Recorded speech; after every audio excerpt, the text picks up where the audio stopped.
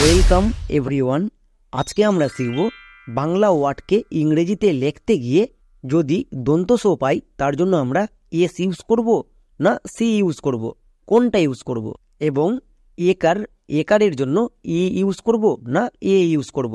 এগুলো যদি না জানো বানান লিখতে গিয়ে প্রচণ্ড লেভেলের ভুল হবে, তাই শেষ পর্যন্ত অবশ্যই দেখতে হবে। প্রতিদিন আমার এই চ্যানেলে অনেক নতুন নতুন সদস্য যুক্ত হচ্ছে, তাদেরকে রিকোয়েস্ট করে বলছি তারা আমার শুরু থেকে ভিডিওগুলো দেখে আসো, বা তোমাদের সুবিধার জন্য প্লে লিস্ট তৈরি করে দেওয়া আছে, ওই প্লে লিস্ট ধরে ধরে প্রত্যেকটা ভিডিও দেখে আসো। আমি গ্যারেন্টি দিয়ে বলবো ইংরেজি উচ্চারণ করা, বানান ভুল সমস্ত কিছু গোড়া থেকে প্রো লেভেল পর্যন্ত আরামসে শিখতে পেরে যাবা। যারা এই চ্যানেলটি সাবস্ক্রাইব করে আছো তাদেরকে থ্যাংক ইউ সো মাচ, আর যারা করোনি তাদেরকেও থ্যাংক ইউ সো মাচ। চলো শুরু করি। দন্ত সো আমরা সবাই জানি দন্ত সো এর জন্য এস হই এবং আরেকটা ওয়ার্ড সি হই, বাট কোশ্চিন হচ্ছে কখন কোনটা ইউজ করব। আমরা তো জানি যে দুটোর ক্ষেত্রেই দন্ত সো হই, সি এর পরে ই আই ওয়াই থাকলে দন্ত সো হই, এটা আমি বারবার বলে এসেছি। বাট লিখতে গিয়ে কি করে বুঝবো যে দন্ত সোর জন্য কখন এস বসাবো আর কখন সি বসাবো?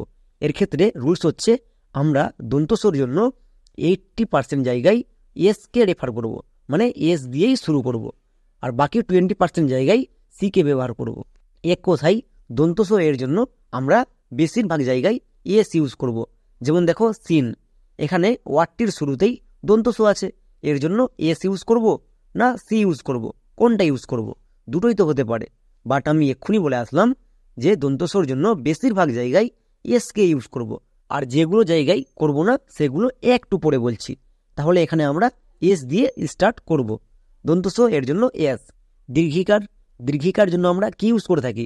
ডবল ই, এটা আমি বারবার বলে এসেছি, দীর্ঘিকার থাকলে ডবল ই। আর দন্তনোর জন্য এন, তাহলে কি দাঁড়ালো? S double E N, seen. এখানে দেখো দন্ত সো এর জন্য এস ইউজ হয়েছে। চলো আরও কিছু উদাহরণ দেখি। যেমন সিট, এখানেও দেখো দন্ত সো হচ্ছে টো, প্রথমে দন্ত সো আছে, দন্ত সোর জন্য এস ইউজ হয়েছে। নেক্সট সান, এখানেও এস ইউজ হয়েছে।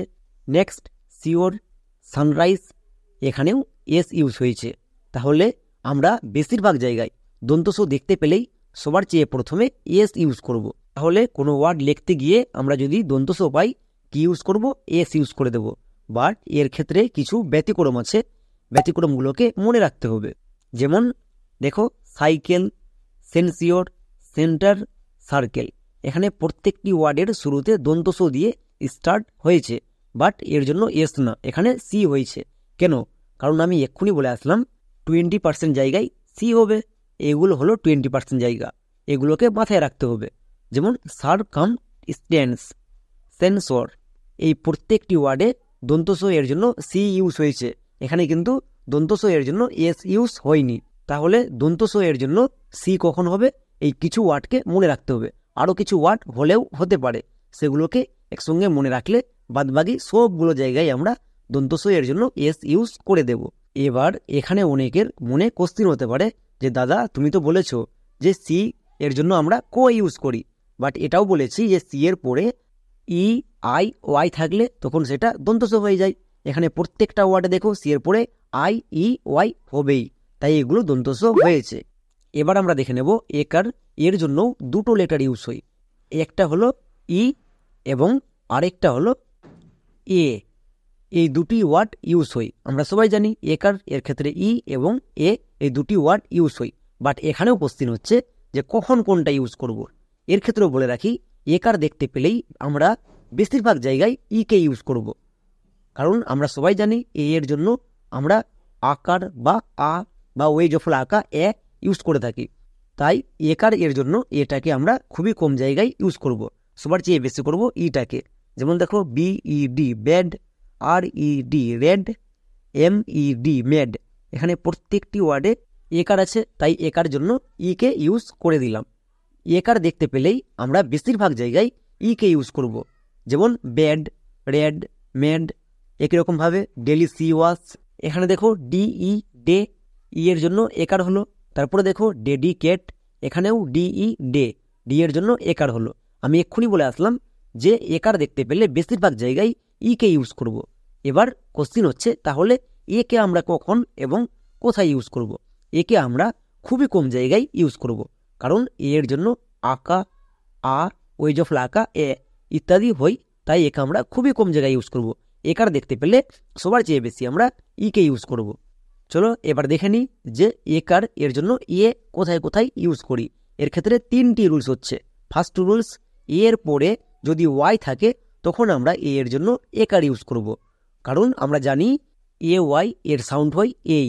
এটা একটা ব্লেন্ডিং ওয়ার্ড, এটা একটা ব্লেন্ডিং ওয়ার্ড, বা এর পরে ওয়াই থাকলেই একার হয়ে যাবে। যেমন দেখো ডে, পে, মে, এখানে প্রত্যেকটি ওয়ার্ডের শেষে এর পরে ওয়াই আছে। এর পরে ওয়াই থাকলে কি হয়ে যাবে? একার হয়ে যাবে। তাই এখানে একার হচ্ছে। তাই এটা কি দাঁড়াচ্ছে? D A Y, day, D A Y day. Next P A Y, pay. Next M A Y, may. কেন? কারণ এখানে দেখো এর পরে ওয়াই আছে। এর পরে ওয়াই থাকলে এর জন্য কি হয়ে যাবে? একার হয়ে যাবে। বা এ ওয়াই একত্রে সাউন্ড দেয় এই। এদেরকে অনেকে ডেই, পেই, মেই এভাবে করেও বলে। এবার 2 নম্বর ট্রিক্স হলো ওয়ার্ড প্যাটার্ন। ওয়ার্ড প্যাটার্ন দেখতে হবে। যেমন দেখো এ টি ই, এটা একটা ওয়ার্ড প্যাটার্ন, এটার উচ্চারণ হয় এট। যেমন গ্রাজুয়েট, গ্রাজুয়েট, এখানে দেখো শব্দের শেষে এ টি ই আছে। এ টি ই থাকার জন্য এর জন্য কি হবে? এট।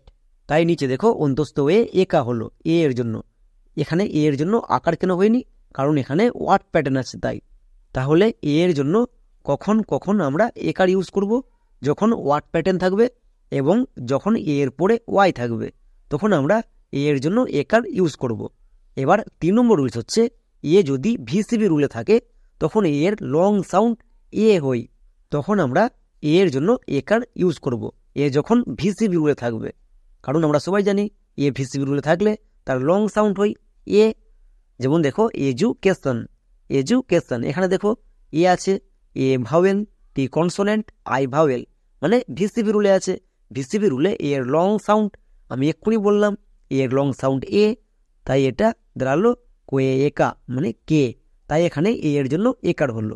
তাহলে আমরা একার এর জন্য কি কি শিখলাম? যে একার এর জন্য বেশিরভাগ জায়গায় ই কে ইউজ করব। আর এ কখন ইউজ করব? এ ইউজ করব যখন ওয়ার্ড প্যাটার্ন থাকবে, এর পরে ওয়াই থাকবে এবং এটা ভিসিবি রুলে থাকবে, তখন আমরা এর জন্য এ ইউজ করব। এর জন্য সবচেয়ে বেশি আমরা ই ইউজ করব।